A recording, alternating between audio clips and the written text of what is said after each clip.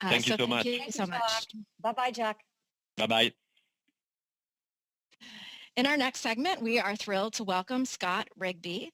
And the topic of this next segment is gamification an effective motivation strategy?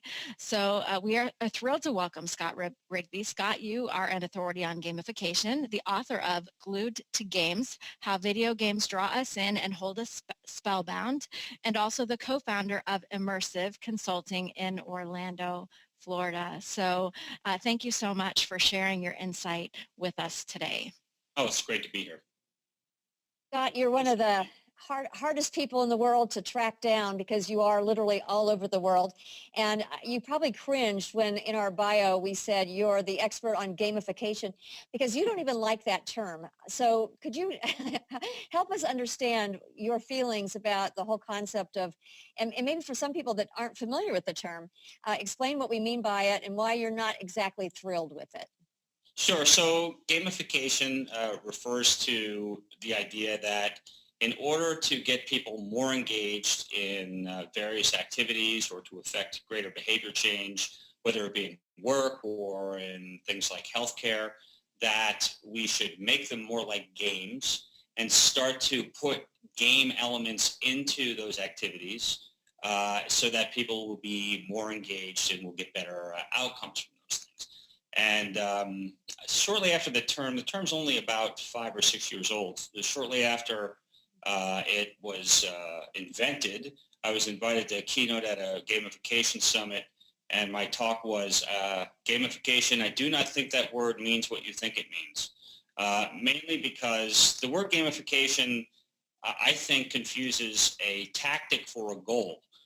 Whenever I talk to any of my clients about when they say we want to gamify a particular thing that we're doing, I say, well, tell me about what your goals are. And their goals are sort of the things that I just mentioned there. I want to sustain engagement. I want to affect behavior change.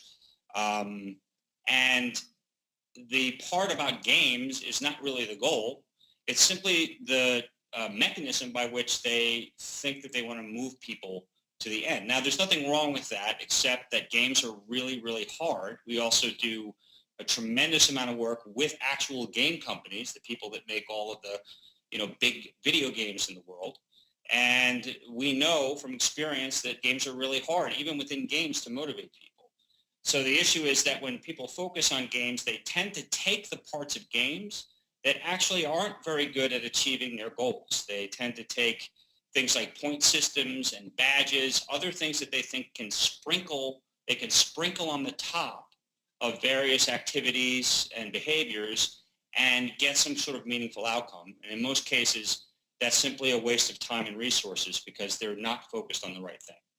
You know, Scott, I actually talked to an insurance broker because I was so tired of all of the, lose weight or do some kind of healthy behavior and you could win an iPad or whatever. And there's studies out that are so clear that show that when people go into those games for the prize, that they might actually lose the weight or do the behavior for a short period of time. But then after they receive the award or when they don't win it, that within 12 weeks afterwards, they have, for example, gained all of their weight back plus the weight. And Yes. then they're less inclined to play games in the future. Or if they do, they try to game the system because they figure, oh, well, I can win the iPad and I don't really have to keep the weight off or whatever. So is that what you're talking about, is that people start focusing on the game and the rewards rather than what you really want them to do? That's exactly right. And it's sort of very much aligned with what Jacques was just talking about with compensation in the workplace. Think about it this way. If you put some kind of prize at the end of an activity, what are you communicating to people about the value of the activity? You're basically saying, well, we don't believe this can either be meaningful or have real value, so we have to attach something to the end. And so you get people both focused on the end then as the value proposition, which means you diminish the whole activity implicitly regardless of what you say about it. And, the second thing is that people sort of know when they're being manipulated, either by rewards or punishments. That's a really good point. If I dangle something in front of you and say, come get this, I know that you're up to something, and I assume that if you're dangling it, the thing you want me to do isn't terribly valuable or interesting. And so that is the trap that people fall into around gamification. Of course, the exercise and weight loss thing is well documented. A colleague in SCT, Arlen Mahler, and has done a lot of studies on this. Other people have done a lot of studies on this that have shown that we often call it the undermining effect. That's sort of paradoxical, which is if you take a group and you give them a reward for losing weight, and you compare them to a group that you don't give a reward, monetary reward or something like that for losing weight, guess what? The people that don't get the reward do better and sustain the loss. It's just crazy. So, so you are an expert in gaming, and so you're saying that people who are not experts, who are trying to create these games, might be doing themselves a disservice because they don't really quite understand what it takes to create a successful game. And that leads me to another question. There may be some of us that, just rue the day that all these games became so popular. I have seen research that shows that not research, but just statistics, that America's greatest export now is games, not movies. I mean, there's more money made through games than even Hollywood. And you're working with the top 5 gamers in the world who produce, I think, like 87% of the games out there. And so you actually have come to believe that there is something positive. I think a lot of us feel like we get addicted to them, or that we've lost a whole generation of kids to games. But you see something that is potentially powerful in them. Yeah, absolutely. And, I think, again, this is where it's also good to have a view of history. So one of the greatest things that we have in modern times is the increasing amount of leisure time, because meaningful things can happen in leisure time. Leisure time is a time where we, by its nature, can be more autonomous and pursue things that are of interest to us. Now, over the last few decades, whenever you look at the statistics, it seems like what a lot of people do is sort of zone out in front of the television, and that continues to be the case. And I'm a fan of, I think, television and drama and that kind of entertainment has its place. But one of the interesting things about games is very interactive. In games, you're engaging in various things. You're problem solving. You're creating. You're engaging in what-if thinking. You're expanding your capabilities. And increasingly, you also are interacting in real time with other human beings to solve problems, to cooperate, to team up, to negotiate. All of these things are very interactive. It can be very satisfying of the basic needs from SDT that Jacques was just reviewing, which are competence, autonomy, and relatedness. And so when these needs are satisfied in games, I think we need to consider that as meaningful as when they're satisfied in a lot of other activities, whether it be team sports or other things that we do, socializing with friends. Certainly people can become over-involved in games, but people can become over-involved in pretty much anything. So, that's not anything specific to games. And instead of being kind of afraid of them or turning a wary eye, I think it's what got us interested in this to begin with is, why are games so compelling? And it turns out that they're so compelling because they can very densely satisfy a lot of those needs. And this actually ties back into the gamification question, because what we can learn from games and truly carry over into other areas of life is that games give us very dense and clear feedback about our growth and our progress and our efficacy, which satisfies competence. It gives us very clear feedback about the opportunities available to us and giving us choices to pursue what we want to pursue, which we love across our whole life, and also gives us lots of opportunities to collaborate and work with others, and even sets up scenarios where we benefit from doing that, which helps us in our relatedness. So since games make that so easy for us, they're very satisfying and also become great models for how we can be building products and services in our businesses and workplaces.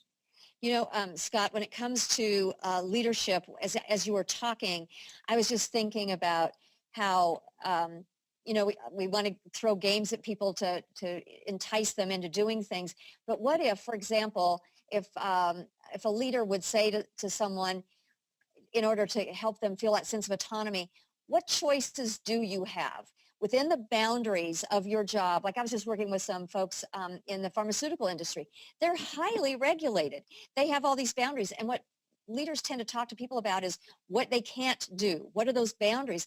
But what they fail to do is what are the choices you have within those boundaries, and help people to start to understand they do have autonomy, and get them to tie to that. When you have leaders who are asking people, what did you do today, instead of what did you learn today? You know, Hmm. like you say in a game, I mean, it's fascinating. You start a game, you don't even have instructions. You just start playing it and you end up learning something, and it's so rewarding. And so people have that need to learn every day.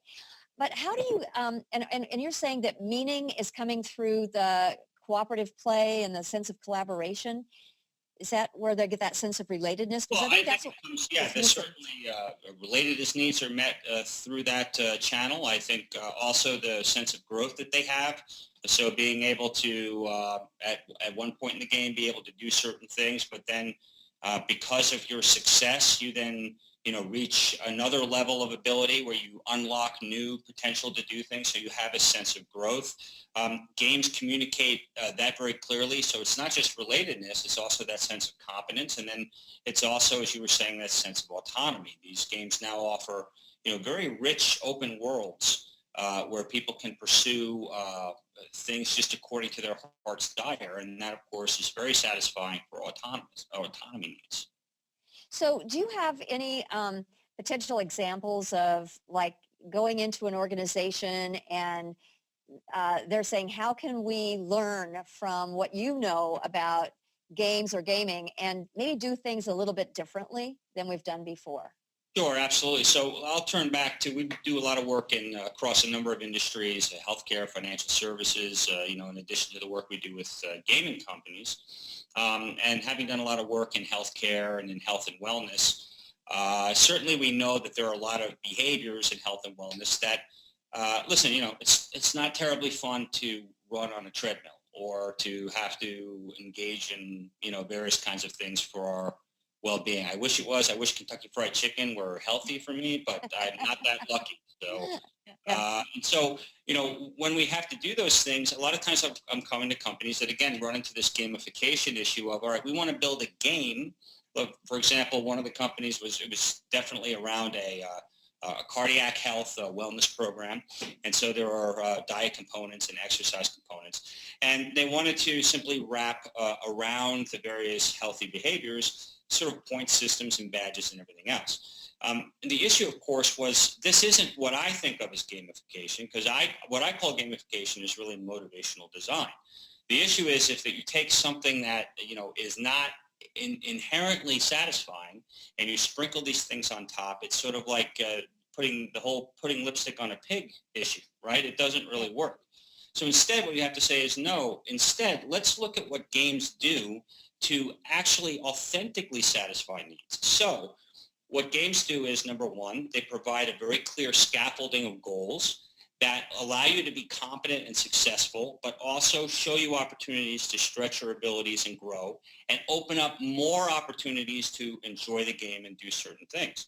So let's now take that broad concept that happens in games, which is really a motivational framework, and let's map it over into whatever systems you have. Let's take out the points, let's take out the badges, and instead let's look at this kind of a progression system where people can clearly see that they're moving up, clearly see unlocking of new possibilities, and then clearly see that there's a path forward for them in the program that's going to continue to emphasize the benefits that come to people from engaging in the program itself. That way, even if running on a treadmill is never satisfying, they can still identify with the outcomes from it in the same way that they can see the outcomes very clearly from a game environment.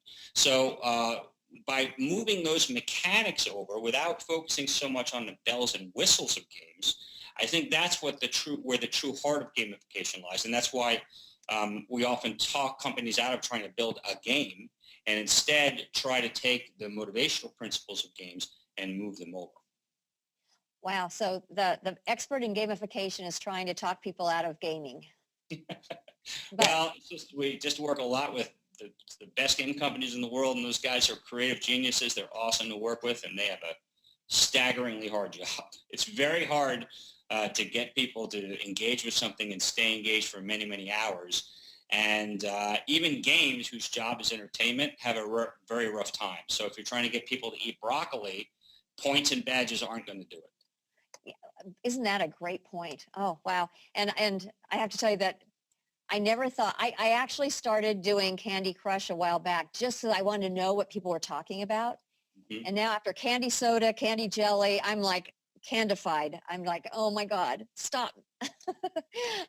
So we have Becky who has just popped in. Are there some questions, Becky? Yes, indeed. And first, Scott, I have to take issue with you. Running on a treadmill is super fun. Well, I'm jealous of you. God bless you. You're intrinsically motivated for a treadmill. Indeed. Scott, David is wondering if you can tell us more about the relatedness psychological need and how it's met in gaming. Specifically, is virtual relatedness as impactful as like real in-person relatedness? And David seems to be calling in from New Zealand. So welcome, David. Wow. So a long way for me. Well, hi, David. Yeah, so that's a great question. I get asked that question a lot. And I would say that to kind of start with the last part of your question, a lot of times I get that question because people think, well, it's not, if it's in a game, it's not real relatedness. You don't know who these people are, or you're playing as an avatar, or you're not your real person. So in other words, there's all these abstractions between you and the other person. But games have always, for many years, and only increasingly so, are actually giving a lot of opportunity for people to do very genuine, real human-to-human things, behave altruistically, work together as a team where all members of the team are required in order for everyone to have a great outcome. The classic example would be in a massive game like World of Warcraft. One of the main activities is doing something called raids, where you basically have to have 5, 10, 20, 25 people teaming up in order to accomplish a goal. And so there's this, and everyone has a role. That's the beauty of games in this regard. It's not that some people are out in front doing all the work and the other people are just standing behind. Everyone's working together. Everyone's communicating. Even some of the games that we tend to look at and see as being worry the moms and dads, like violent first-person shooters, where people are running around shooting people. A lot of times, the actual experience of these games are I'm working very closely with 3 or 4 other people to accomplish a goal, where we've got each other's back. It turns out that everybody understands it's just a game, so the shooting and the violence doesn't really matter. What people are really doing is cooperating in order to achieve a goal. And so in that sense, people really do matter to one another. And whenever I'm describing or defining relatedness, which was the first part of your question, the shorthand thing I say is it's my feeling that I matter to you, that you matter to me, we matter to one another. And what flows from that is this kind of respect and cooperation. In that regard, games can offer very, very true experiences, even if I'm pretending to be an elf and you're pretending to be a bowl of spaghetti while we do it. That's fantastic. Thank you so much. So Eileen is wondering about this idea of instant gratification, and she indicates that games allow for more of that. And she's wondering, is that part of the allure? Because in the real world, we often have more delayed gratification. Could you speak to that, Scott? Absolutely. Absolutely. And, I think the term instant gratification, I don't know, when I was growing up, and probably still today, that has a little bit of a negative connotation. It's like somehow we're supposed to be able to be stoic and not need instant gratification and have self-control. Of course, all those are good things. There's the whole thing about executive functioning and, the marshmallow test, where you test whether a kid can resist reaching out and taking a marshmallow. And so there's all that kind of a sense of it's what you might call a hedonic, we were just seeking these hedonic pleasures rather than more meaningful things. But games offer, I use the term immediacy, that games offer a real immediacy in their ability to satisfy even genuine needs like those we've talked about, competence, autonomy, and relatedness. Because when I'm playing a game, and, Candy Crush came up, when you're playing Candy Crush, when you make a correct match, you immediately know you're successful. You get immediate feedback from that. You can see immediate progression from level to level. That's even in a very simple game. If I'm at work, I might do a report. Whoa. I'm sorry, but that's not a simple game, but go ahead. Sorry about that. If I'm at work, I might write a report and submit it to my bosses and kind of wonder for weeks whether or not, was it good? Was it not good? I might get a slight attaboy or pat on that, but the real world often doesn't give that kind of immediate feedback. And by the way, it also doesn't. It also isn't fair all the time. We don't get consistent feedback. Politics could get in the way. Somebody could be in a bad mood. Games are very good about giving immediacy and consistency to the feedback and density to the feedback. And, that can be very satisfying to us. And I think it is one of the things that, makes games a safe place to spend our leisure. Having social services, having sanitation, sounds like fun stuff, right? But it's very engaging, and you have to take a lot of things into account, and I find those games very interesting. And my staff will now make fun of me to no end because they call that the old man game. And unfortunately, Oh my goodness, Scott, I'm going to show my age. I'm smiling and laughing because I love that game. I love that game, and I don't really even play games. So thank you, Scott. And if you've played Civilization and you're old like me and Scott, go ahead and tell us in the question panel. There is some additional information from Scott Rigby that you do not want to miss, including and is this an upcoming event, October 6th and 7th in Orlando? It's going to be really a one-of-a-kind event. The founders of Self-Determination Theory, Ed Deci and Richard Ryan and myself are going to be doing a very intimate 2-day intensive workshop and summit around self-determination theory and its application to business and organizations, both internally and also in development of products and customer relationships. It's going to be here in Orlando, so it'll be nice and warm and sunny. And it's even on a Thursday, Friday, so you can boondoggle it, bring the family down, stay the weekend. It's going to be great. We're looking forward to it. And can I just make sure that people understand that Edward Deci and Richard Ryan are kind of the fathers of the whole intrinsic motivation movement and self-determination theory. They're the top of the heap, aren't they, Scott? They are. They invented it, and an event like this has never happened before, specifically for businesses. So their link there lets you kind of submit your email if you're interested, and as soon as we get the registration open, we'll be sending you more information. Fantastic. And I hope for all of you readers on the call, you will check out Scott's book, Glued to Games, and we will also provide for you his company's website and email address. And all of this, again, as a reminder, will be in your follow-up materials that you'll receive via email and also on the landing pages with the recordings that we will have later this afternoon if technology cooperates. So Scott, thank you so much. We're going to give Susan a quick break, and